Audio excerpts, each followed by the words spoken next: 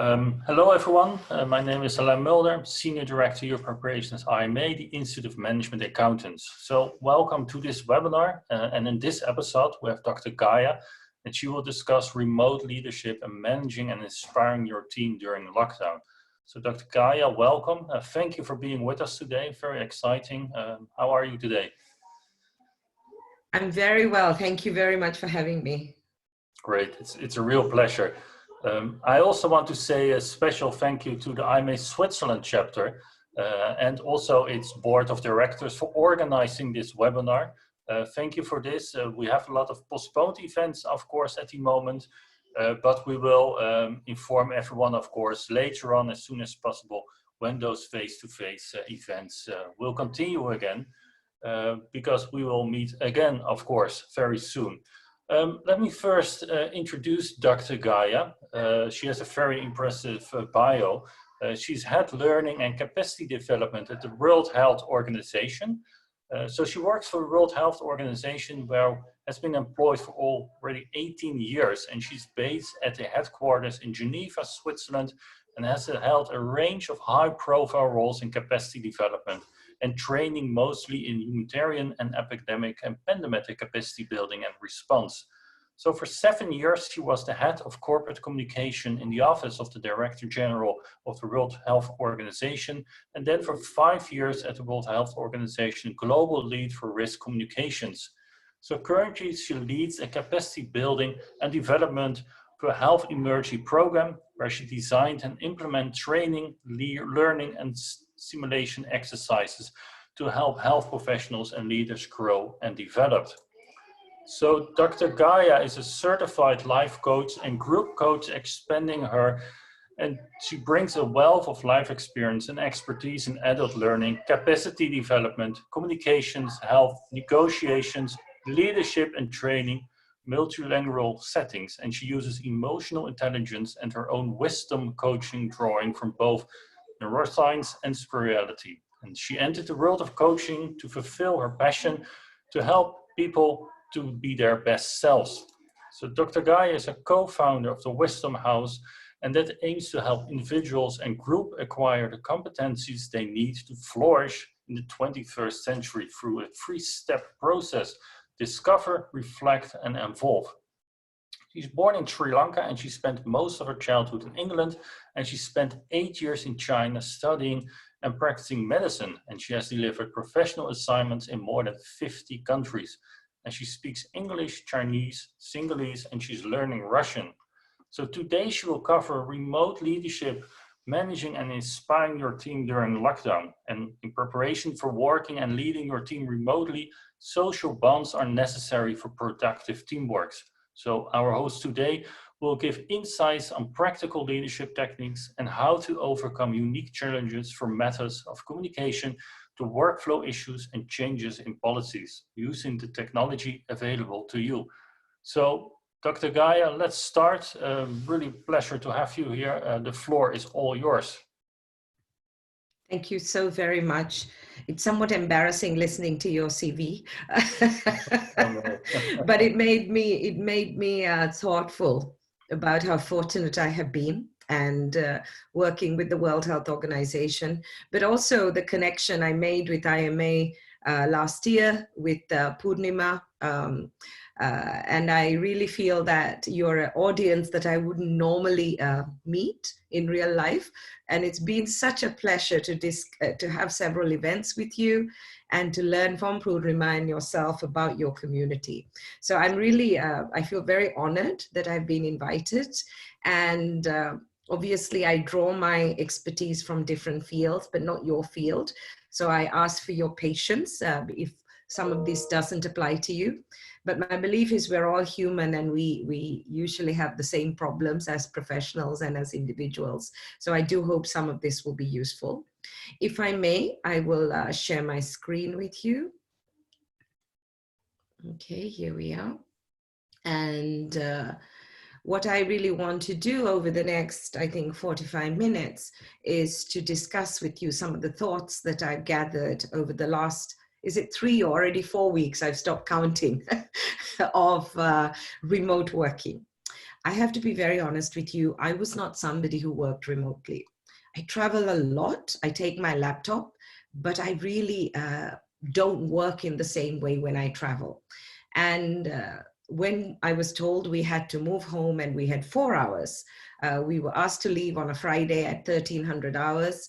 And we were told that we had to, within 4 hours, set up ourselves for home working. It was a challenge for me. And I spent that whole weekend getting my head right. And I must say, it's been a revealing experience. And I really had to think, how do I take what I normally do, which is lead and manage my team, inspire my team? How do I do that remotely? And that's why we talked about this subject, and we call it hashtag remote leadership. And when I did do some research on it, I realized there was some evidence for remote work, but nobody could anticipate the environment in which we are living today. So I really want to, first of all, say these are really my thoughts and my experience, and I'm bringing whatever other skills I have to this presentation. So what we're going to touch on today, I think it's important to look at the context in which we are remote working. It's not the same as before, where people had a choice sometimes. Some organizations gave a choice. Some people needed to work remotely because of various personal factors. But here we are now forced into a lockdown. So I wanted to spend a little bit of time on that, why we are working from home. I wanted to look a little bit, because I am a medical doctor and a coach, I wanted to look at the psychology of our response. So what is the impact on us when we are forced to lock down? I wanted to touch on leadership lessons that I personally find useful and that I use in my training of others. And I want to talk about some of the issues around remote leadership, and also how do we continue to inspire our teams while we're working remotely. So if that's okay with you, that was my understanding of the brief. So let's spend a few minutes on what's this big fuss about COVID-19. Well, so that we're on the same page, even though we may not be personally affected, we have to understand, and because I work for the World Health Organization, I wanted to reiterate this. COVID-19 is a brand new virus. And what that means in human terms is nobody had immunity to it. So this is why brand new viruses can cause a pandemic, because nobody's immune to it. So it will burn through humanity. And then at some stage, we will develop immunity if we survive the disease. The virus is interesting because it is transmissible. We think the R0 number, which is the number of people an infected person in turn infects, is 2.4, right? So which is not small. It's not as big as measles, but it has significance. It can cause severe disease and fatalities. So we are seeing a fatality rate. We are seeing people die. It's not very high, but it can still kill people. So it's not a mild disease. It can have severe symptoms and kill people. What's very tricky for all of us is people are infectious before they show symptoms.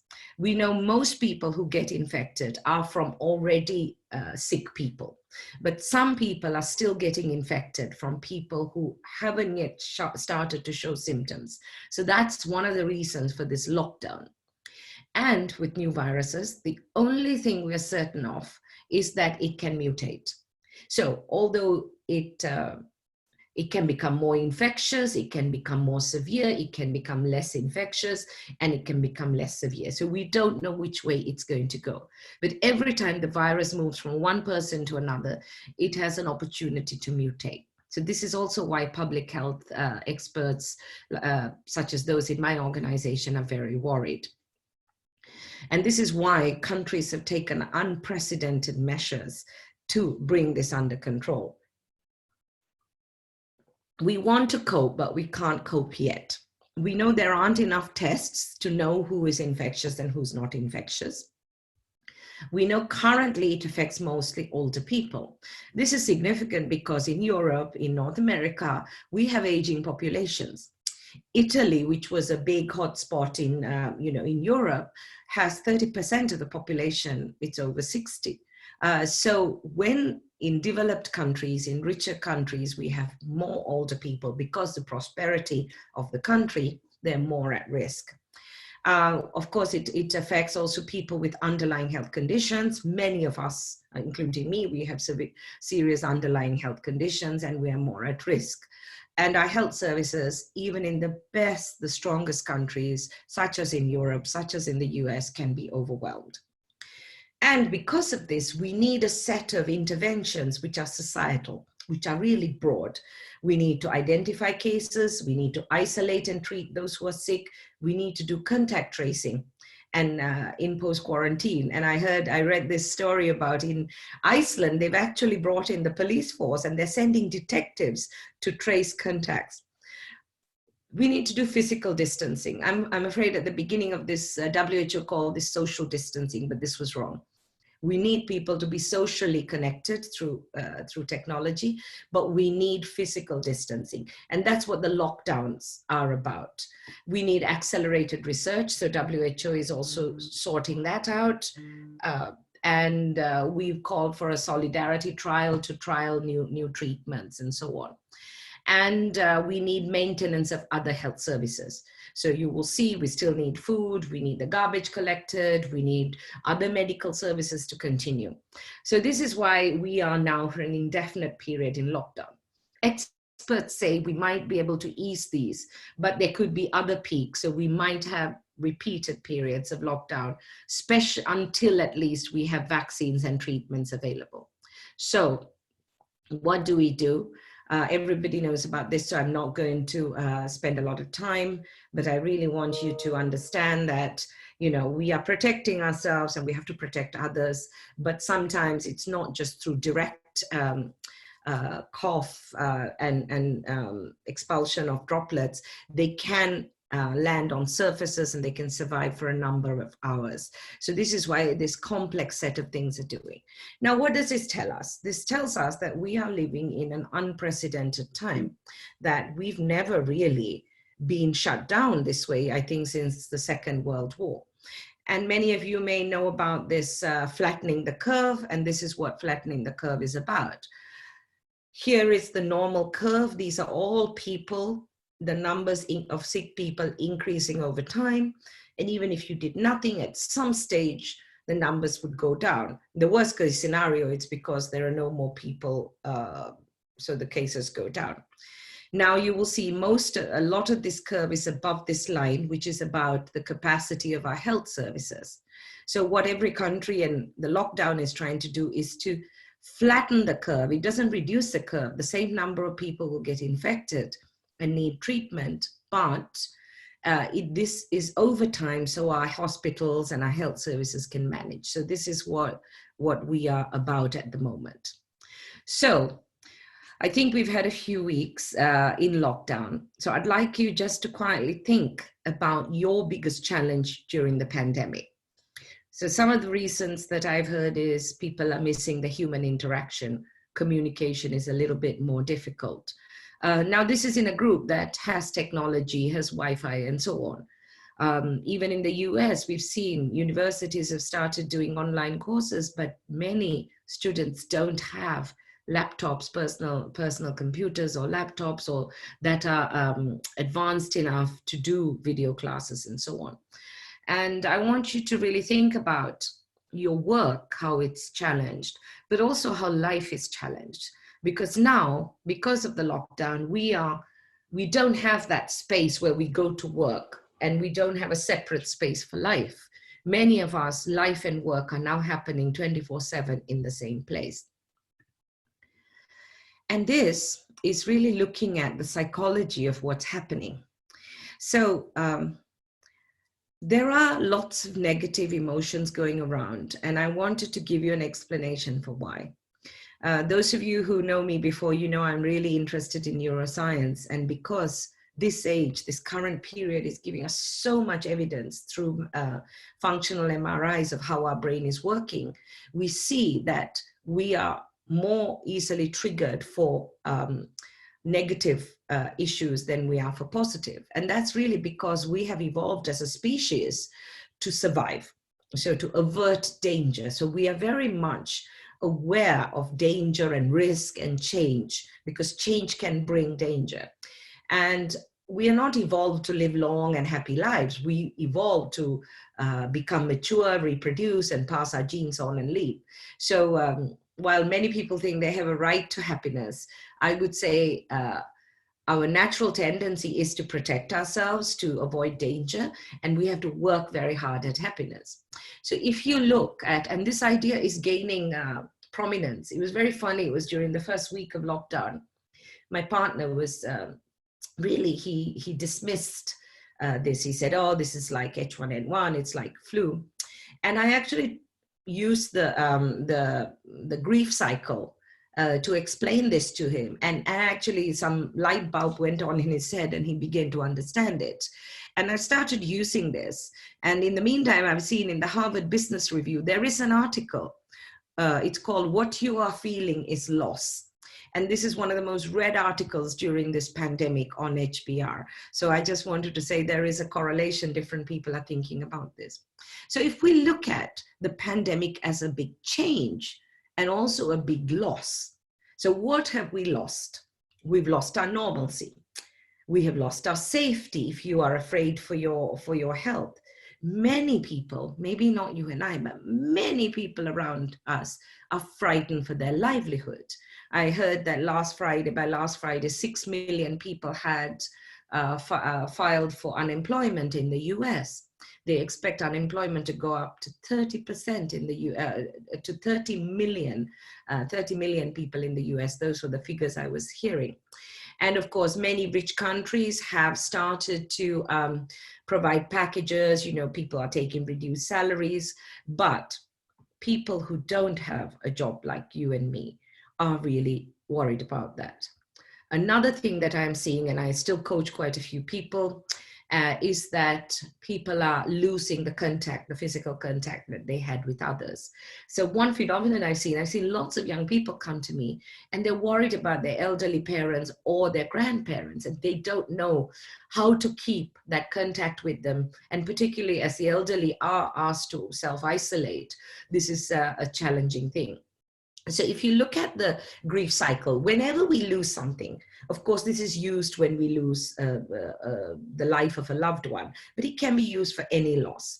Often these stages follow in some sort of order and denial. So most people say, oh, it's just like the flu, or, you know, this is not important. This is a conspiracy. This is a political movement. And then they go to anger. They really get upset. Okay, why didn't we know this before? Why weren't we prepared? Then they go to bargaining. So, okay, if I do this, maybe this will be okay. Maybe if we isolate we are quarantined for 2 weeks, maybe everything will be okay. Then people can go to much more sadness. You can feel overwhelmed, helpless. You might, you know, sort of just withdraw into yourself.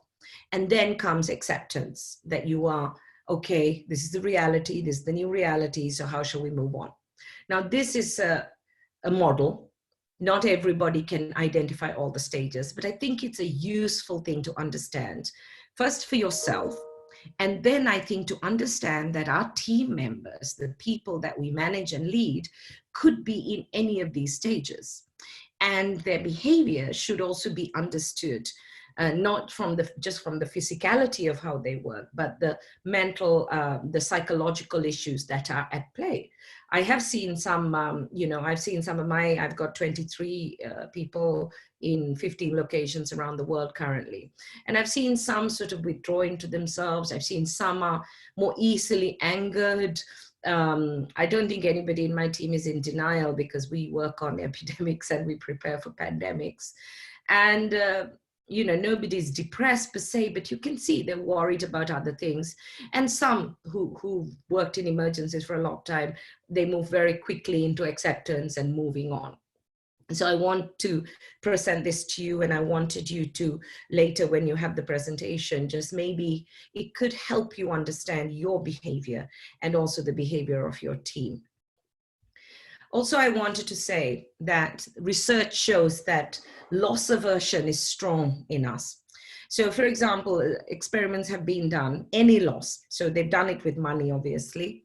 So apparently you feel more pain from losing $50 than the pleasure you get from gaining $50 or winning $50. So, and again, this goes back to brain science, because we are evolved to be alert to any change, any loss, so that we can protect ourselves. So this is also very important. When we are talking, we're trying to talk our teams into being positive. We have to be conscious that we shouldn't negate everything they say. It's tempting when people complain to say, oh, well, you're lucky, you're safe, you have a job. I think, there is a moment to understand that loss is perceived more acutely than gain. So we have to be very empathetic and understand this. Of course, Ellen talked about my time in China, and I speak Chinese, and I really like the culture in the language of Chinese. And this is the character for crisis. It's called Weiji. Weiji is made up of two other words. The first is Wei, it's Weixian, it's danger, and Ji Hui, which means opportunity. So the Chinese character for crisis shows both danger and opportunity. And many of us are already understanding not just the danger, but we're seeing great opportunity in using this pandemic, as tragic as it is, to find new ways to do things. But there is a lot that we have to learn. It's not necessarily. So working from home is not just a matter of setting up the technology and making sure people have access to shared drives and they have a good laptop. There is a lot going on in this. So let's go to leadership. So that's a context. So we are not, first of all, working from home out of choice in this instance. There are different things in the bigger world at play. Not only are we working from home, we are, if you like, stuck in the same home with our family. So everybody else is at home. So I don't, but you may have team workers who have children, young children. So now parents also have to make sure their children are homeschooled. They follow their lessons. So they're not able to keep that same day that they were in the office. So I think it's really important to spend that time to understand the situation. Now in leadership, I mean, there are many models of leadership. As I get older, I go much more to the basics, and I think spirituality and philosophy gives us a lot more timeless good advice. And the model that even we use in WHO is you train or you support the leader, the person who wants to lead, to first master themselves, lead yourself. So once you can know and lead yourself, you can lead others well. And once you can do that, you can lead your institution or organization. Once you do that, you can go beyond and lead the field, the sector, or a movement. So this is really important.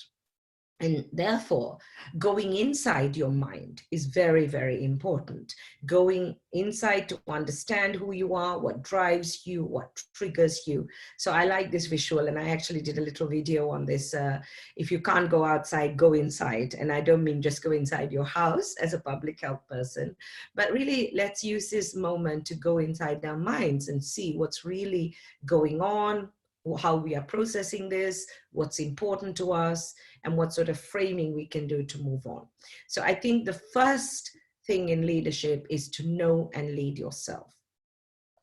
And this is where actually you can use your spirituality, you can use your religion, but you can also use people like coaches, and you can follow proper programs that guide you to getting to know yourself.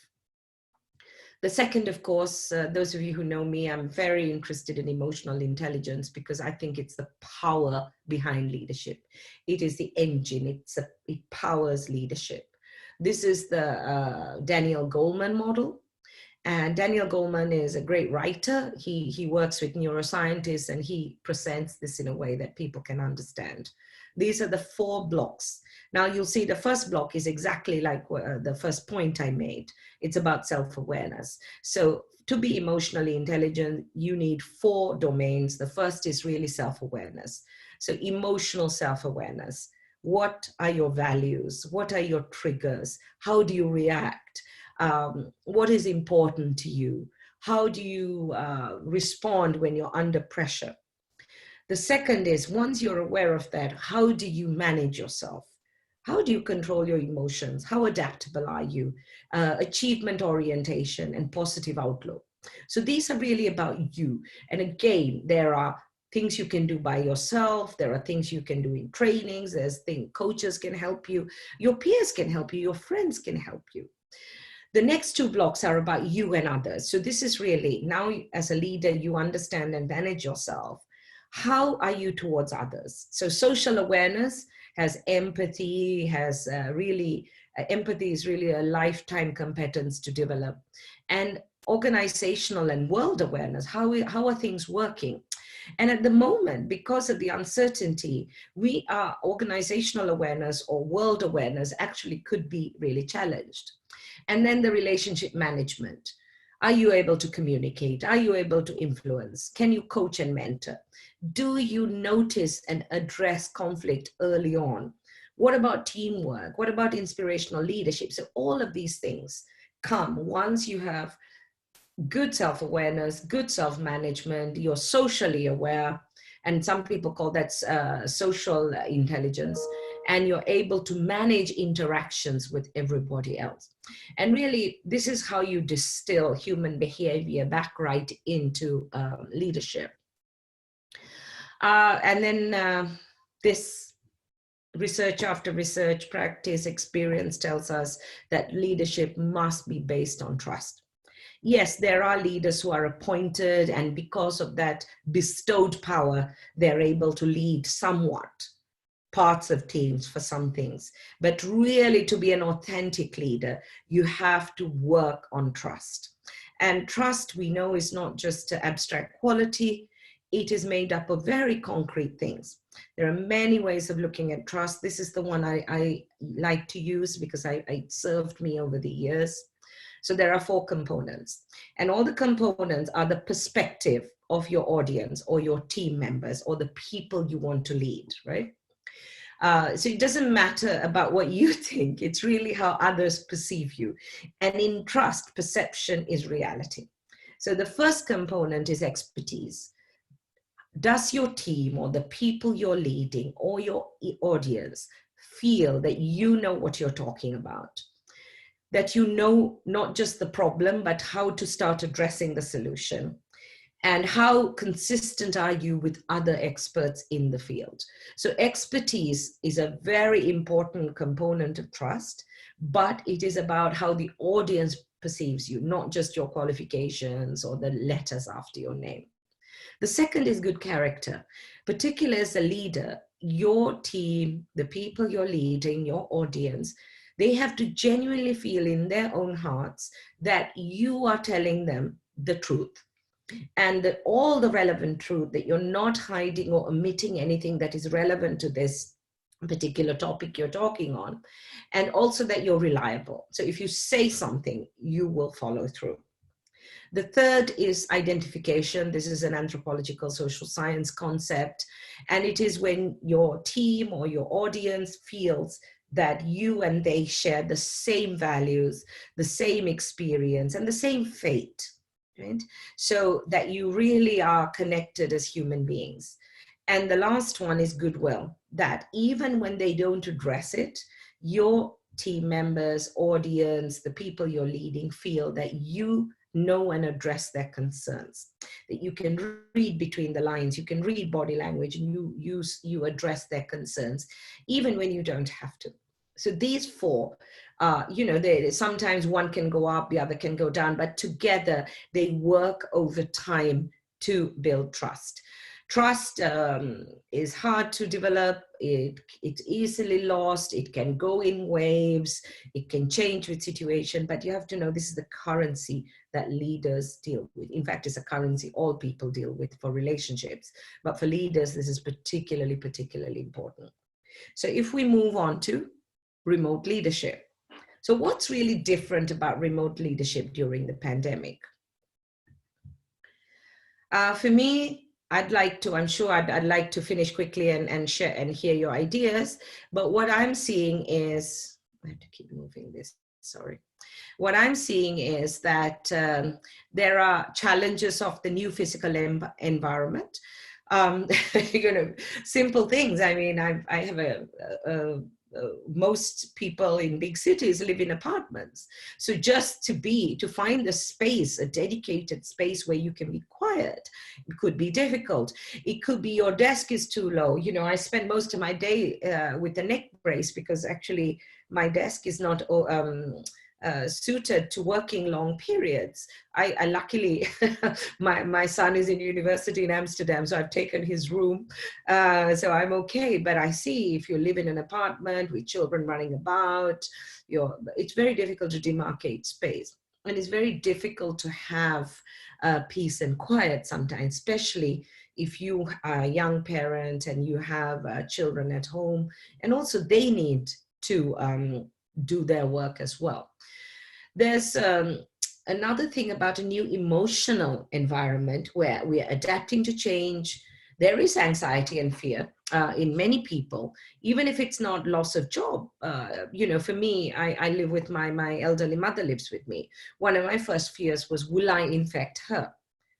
And I sort of, my motto was, I'm not going to be the one to infect her, and I have to, protect her. So yes, you are worried. A friend of mine had a grandmother who just fell in the house, and then you're worried, can they go to the hospital because of this? But also about anxiety and fear. Are you going to be seen? You're away. You're not physically seen or heard. We need to adjust to new ways of working. I'm doing about 8 Zoom meetings a day, and my head is sort of near to explosion by about 6 p.m. Sustaining motivation, unless you've got a good rhythm where you are interacting with your team members and your boss, it's very difficult. And of course, work-life boundaries. The worst thing, the first week of working here was I realized I missed that drive home, coming home, getting changed, getting into my sort of lounging clothes, cooking and doing all of that, because now I just have one flight of stairs to go up, to go from my work day to my home day. And people the brain needs time to process, and work-life boundaries are very difficult to maintain for some people. And I congratulate those of you who are managing it, but I think I manage many diverse people, and some of them are challenged. The third thing is a reduction and the change in communication. So we can still communicate, but when we do Zoom meetings, often it is a meeting, it's formal. And that informality, going for a coffee with somebody, the body language they pick up, all of this is very, very important. You may not have feedback. You may not actually want to bother your boss. Your team members may not want to bother you all the time. Whereas if you're in the office, they may drop into your office or see you in the corridor and ask you something. The chart here is about likability. They say, when people trust and like you, most of the signals that you process in order to like somebody is actually body movements and voice modulation. And the words a leader says actually is less important in likability and trust. So this is also why I've negotiated with my team. I ask people to switch on their videos. I'd like to see them at least. But you see, this is something that has changed because we are remote. There are some myths and realities. So even before the pandemic hit, managers used to worry that workers work less hours. But even before, there was research saying that people work up to 4 hours more when they're teleworking. I certainly know I'm working more now. And other research shows between +3 and 15% increase in work. All we need to set up is technology. I totally believe technology needs to be set up, but that's not it. There's a big story behind that. There's a myth that you should be directive, but actually If you micromanage distant work, you will have worse results. Workers need instructions. Actually, workers need to take their initiative, but have a structure to feed back to you. That you can have the same meeting schedule, no, and I'm going to talk about that. And that people should keep the same office hours. As I said, if you have young children at home, you might not be able to. I know lots of people who are, putting their kids to bed and then working later in the evening as well. And also that really there's blurring of lines, and we need more psychological and social support. Okay, so my core ideas are really trust. You have to work on trust even more as you work digitally and distant, and you have to have empathy and compassion. And if you understand different people would be at different phases of that grief curve, then actually you can empathize with them. It doesn't mean, people are not productive, but lending an ear could make a big difference. Clear structure for communication, formal and informal. So in my team, I've set up informal times and formal times and one-on-one times and team times. I'll show you that. Encourage social connection and relationships, not just with you, but amongst each other. So a way to do that is to reconfigure teams for different tasks. Deal proactively with blurred lines when you see it, deal with it. Use technology not just for talking and telling people, but for participation. So my team had a workshop. We had a brainstorming workshop earlier today at 1 o'clock. We have to be more clear about the goals, the targets, the task, the timeliness, and the standard to which we want things to finish, to be done. We need to use a coaching mindset, and of course, you need to model good behavior. Here is my work week. It's very, we start every day with my senior team. We have a half-an-hour virtual coffee meeting, because that's what I would do in the office. We talk about how they are, how their children are, what's going on, how is Boris Johnson doing, and so on. And then towards the end of that, we say, okay, is there anything that we need to deal with proactively before we go into the formal meetings? And then, once a week we have a unit meeting, and that's where the whole unit comes together. There I spend mainly on asking how people are, what they're doing, what challenges they have, what is on their mind. It's not meant to be for tasking people, but it's an opportunity to relate what we are doing to bigger goals, to give meaning to what we are doing. Then my team has parallel meetings, and I run some of them. I actually take time for coaching team members and people who are not in my team, but outside, who are working at the front line. I try to block some time for quiet work, but it's very difficult. Like today, I've not had any quiet work. It's been one meeting after the other. I also do my social enterprise, the Wisdom House. We've got lots of discussions, Buddhist talks, skills building. So I do a lot of that in the evenings and weekend. And when I can, I walk and I cook. So this is what I do. I think tips to inspire your team. I was thinking about this, and I read a lot of articles, but I don't agree with all of them. So this is my view. And please, it's very subjective. Feel free to challenge it. I would say there are 4 things that you can do to inspire your team, particularly through teleworking. I think you have to really emphasize and grow your empathy. You have to listen, listen, listen. So most meetings, I will actually start off with the secretary or the assistant in the team, and they will start it. Other people will run team meetings, and I will be a participant. Show you care. This adage is true. People don't care what you know until they know you care. It's very true. And try and trust yourself and use that in your head so it will come out naturally. You need to acknowledge and address fears and anxiety.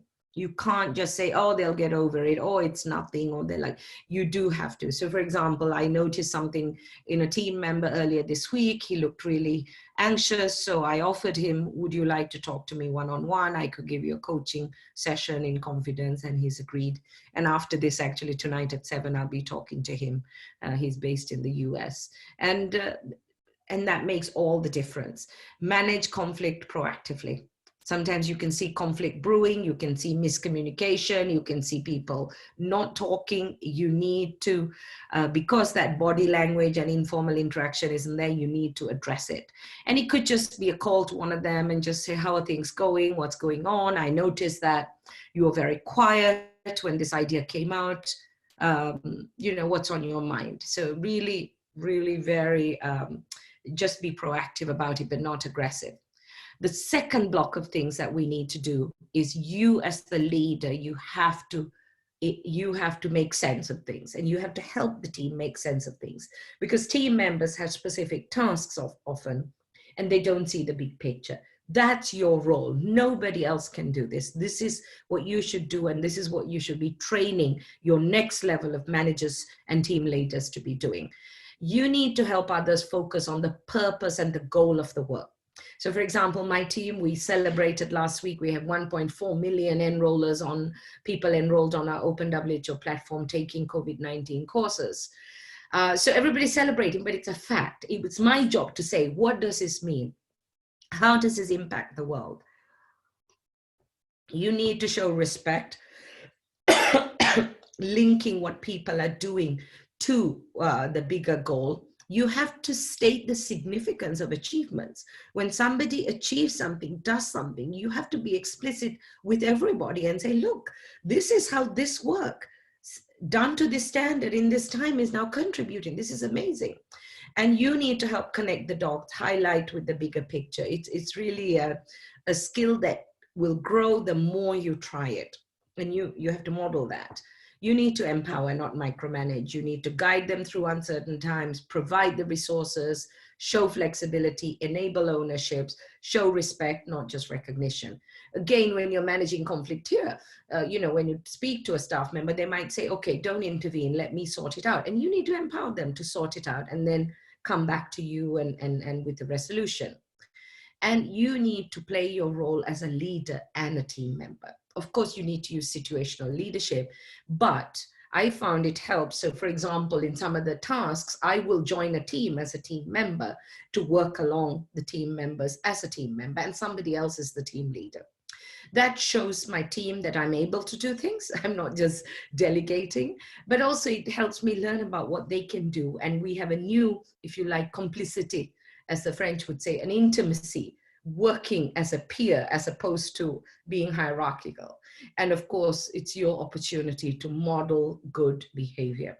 And if your team trusts you enough, they will call you out and say, I see you doing this. And if you can get to that level where your team can put you back on the right course, I think you can really go to bed with a light heart. Also, as leaders, we need to change the frame, and I promise I'm going to stop in the next 2 minutes. So people may have positive or negative approaches to this, but as a leader, you can shape the frame, right? So a question you could ask is, you know, what can we learn from this? Yes, I know it's very difficult, but what can you learn? What do you think I can learn from this? And that reshapes everything into a learning and growth frame. The game frame is a psychological phenomenon where we are looking at, people see it as a game. Oh, today we win, tomorrow you lose. The randomness game is, okay, this is nobody's fault, this is a random thing, so we will cope with it. The gratitude frame, where we can have an exercise, a team building exercise, we talk about what we're grateful for despite the prevailing situation. And some people really warm to the hero frame, where they see themselves as a hero in a life's epic journey, where this is yet another thing to overcome and grow some more. So these are more coaching, psychology frames. And I can send this presentation to you when you're talking to your staff. Here are some questions you can ask. And then I wanted to finish with this. You know, the work I've done, I'm a scientist, I'm a trained medical doctor, I've done all of this. But I must say, since I started my enterprise, the Social Enterprise Wisdom House, I really started to see things in a deeper way, in a way that's practicable for me. So we offer coaching, training, and strategy services for people, individuals, whoever. We do a lot of pro bono work, and 100% of what we earn, if we do charge, goes to charities. And if you go to our website, you can see where the money goes and so on. But I must say, doing this extra thing has enriched me. It's given me new insight. And I encourage all of you not just to do your work, but do what my colleague says is leisure. Leisure is something you do just because you're passionate about it, but it nevertheless enriches you in all aspects of your life. So this is my passion, and I'm really grateful that you invited me to present some of these ideas. So I will stop here. Thank you so much, Aline. Thank you so much, Dr. Gaya. That was really interesting. Feel free to ask any questions. We have a few minutes left for questions. So if you go to the Q&A session, then you can type your question and then I will read it out loud. We already received one question during your presentation. And someone is asking, where could I find the theory of loss aversion? So where? So Google is an amazing thing. If you don't want to go into the science literature, just Google it. Yeah, indeed, I agree. So Google knows everything. I will send the presentation over to you guys through WeTransfer because it's quite heavy when I put the visuals. Yeah, thank you for so much. And also it was recorded, so via our system, the webinar, you can also watch it later on as well. We have a few other questions. You have to worry if you don't have questions. So either people did like it, they didn't understand it, or it didn't relate to them. So it'd be nice to have a question to know that was not the case. No, we do have more questions. Someone is saying, thank you, Dr. Gaya. It was really interesting and informative webinar. Could you please clarify the name of the article you mentioned? Is it that discomfort you are feeling is grief? I can look it up. I think it's what you are feeling is grief. I think it's that. But again, I will send it to you. I will send it to you. Great. Thank you so much. There's another one, right? Well, many people are saying, actually comments, really good comments. Someone is saying it was a lovely session. Thank you very much. You presented very well. People are really grateful for the presentation. So those are the questions and feedback, actually. Before we end, is there... Ellen, there's another couple, this one. When would you use video conference over teleconference? Yes, that's also a question. That's one. Yeah, so I think that's actually a good question, because some people will say, oh, I don't want anyone to see me. And even if they're on a video conference, they'll switch it off. I think you need to negotiate with your team, because we know that face-to-face is very important. I would say at least for our weekly team meeting, people should come on the video. But if it's for a quick follow-up or somebody says, I really don't want to be on video, but I want to talk to you, teleconference is okay. And for me, because I'm old and my eyes get tired, towards the end of the day, I tend to go more telephone. I put on eye mask and I sit on my chair and I have telephone conversations. Great, thanks so much. I also see questions. If you are a leader, how to forecast the future in a better way and how to calm the employees? Yeah, I think, part of leadership is to envision the future. And it's okay at a time like this when we don't see the future clearly. I think it's still important so it's almost in crisis communication. So the principles of crisis communication are: tell people what you know, tell people what you don't know, and give people something to do. So you can say, actually, nobody can see the future properly, but what I can promise you is I'm going to do my best to keep our team together, and we're going to serve this purpose. So I think you follow crisis communications principles here, but you can, if you feel confident, you can say, well, there are many futures. Here are the scenarios. Or you can have a meeting with your team and say, how do you see the future? Can we discuss it? So sometimes just by opening up a subject, even if it doesn't go all the way to the end, it can relieve a lot of frustration. Great, thank you. And what is your recommendation regarding home office dress code? For me, because I'm influenced by how I present myself. I actually get up and get dressed in proper clothes. You see, I'm wearing pearls, okay? So and I come to the office room like I'm going to the office. The only thing is I don't have matching shoes, which is very sad because I have beautiful shoes.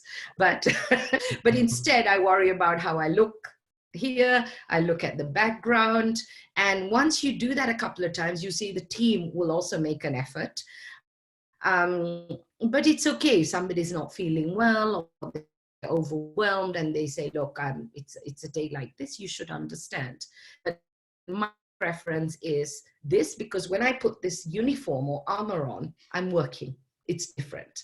So it's part of my leadership psychology. I'm realizing I don't have enough beautiful clothes up here to have to do this forever. So I hope this pandemic ends soon, because I can't buy new clothes either. Thank you. We are actually at the end already, but we can cover one more question. What can you suggest to those team members who are spending a lot of time in the denial phase? So I think communication and empathy. I think talk to them. And I think there's another question here as well, which is related to this. When I try to break the ice with different nationalities, how I get, yes, it's okay. So it's all the same answer. You have to engage, and you don't want to put people under pressure in a big meeting. It could be, you talk to them bilaterally, and you just get them to open up. And this is where coaching comes in. So even if you find people in your circle who are good at this, some of the questions that I put in one of the slides would help. But also this is where coaching comes in, because it doesn't force people, but it gets people to express what they're feeling so that they can move on to the next phase. But also, we're not trying to force people to feel anything. Some people will be in denial throughout this, right? But if you can help your team member, I mean, that should be your motivation. When people say, give you curt answers or it's going okay, then it's your cue to ask a more specific question, right? About then the whole thing is to have this conversation. Very good one. I think so too. And I think we have to end it here. It was very, very useful. And also thank you so much for sharing your insights. I can imagine that it will be very busy times at the World Health Organization at this time. So it was great that you found some time left to join us here. For all the people who attended, I just want to mention that you also earned 1 CPE by attending this great webinar. Also very important, of course. Actually, I want to leave it by this. So Dr. Gaya, once again, thank you so much for giving your presentation. Thank you so much. I hope everybody stays safe and, and reflects on at least one idea from this, and to help yourself and to help other people, because it's the right thing to do. Even if we don't become better leaders, it's still the right thing to do. So thank you so much, and good luck with your great work. And I hope we meet again another time. Thank you so much. And I hope the same. And I would say indeed, stay safe to everyone. Thank you. Bye. Bye.